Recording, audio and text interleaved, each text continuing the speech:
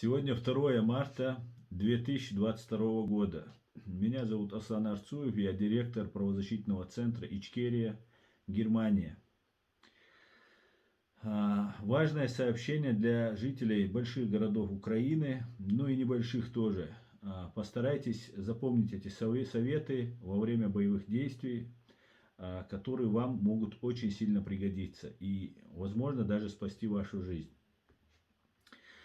Жители Украины, кто по каким-либо причинам остается в крупных городах, ситуация не исключает того, что в непосредственной близости от вас будут идти городские бои. Приготовьтесь ко всему заранее. Все начинается очень внезапно и развивается стремительно. Времени ни на что уже нет.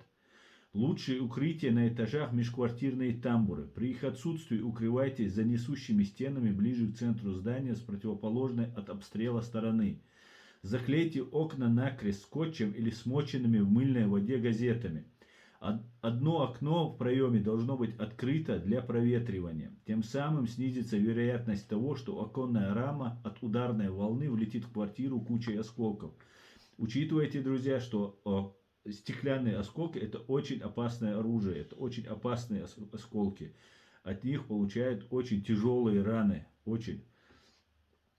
Не укрывайтесь в ванных комнатах. При обстрелах летающий битый кафель очень опасен.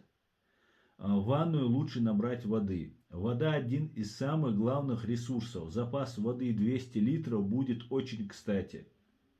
Оборудуйте укрытие в подвале. Выбирайте помещение подальше от духовых окон, около несущих стен. Спустите в подвал тару, наберите в нее запас воды.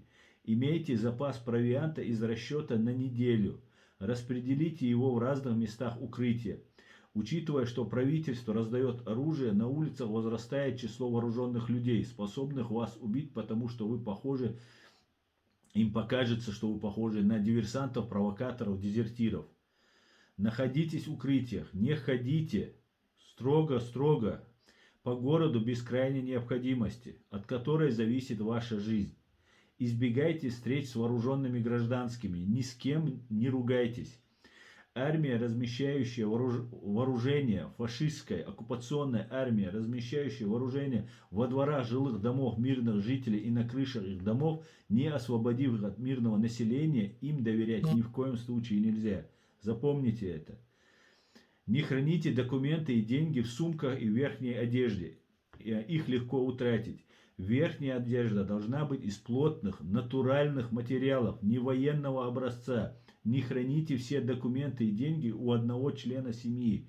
Каждый сам носит свои документы. Деньги тоже распределите между собой.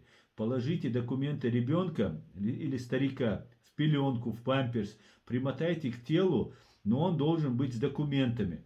Напишите на беле ребенка или старика свой телефон.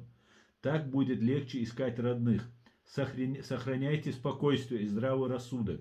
Всегда имейте при себе запас воды, бинт, вату. Лекарства, которые принимаете постоянно, всегда держите при себе. Ни в коем случае не употребляйте алкоголь. Вы нужны своим близким в здравом рассудке. И если вы будете трезвы, у вас больше шансов остаться в живых. Поддерживайте друг друга и не поддавайтесь ни в коем случае панике. Глубокое дыхание длинными вдохами поможет успокоиться. Не идите на поводу искрометных решений. Попав под обстрел, держите рот открытым, но прикрывайте его желательно мокрой тряпкой. Возможно, будет много пыли и дыма. Прошу максимально распространить данное обращение среди защищающих свою страну, проживающих в Украине, граждан Украины. Все будет Украина, слава Украине, все будет Ичкерия. Держитесь.